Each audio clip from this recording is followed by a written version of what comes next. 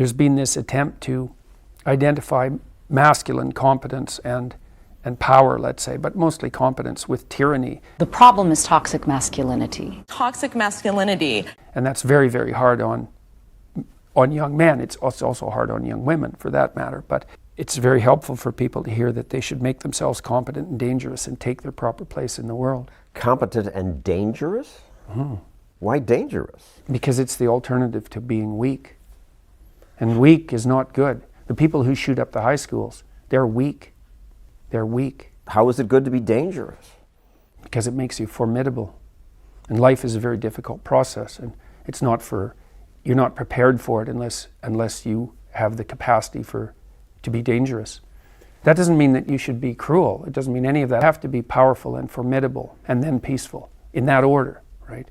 And that's not the same as being naive and weak and harmless, which is what young men are being encouraged to be. It's like, that's a very bad idea.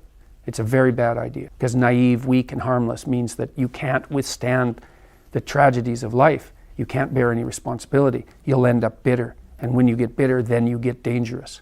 There's a big difference between letting people do something for themselves and saying men should be dangerous.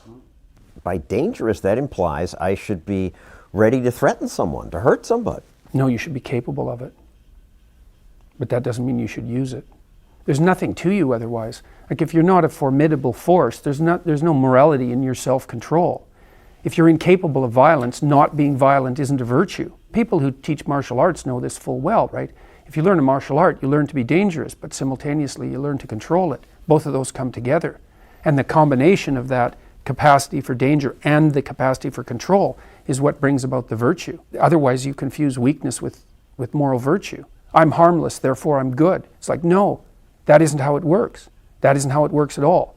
If you're harmless, you're just weak. And if you're weak, you're not going to be good, because it takes strength to be good. It's very difficult to be good.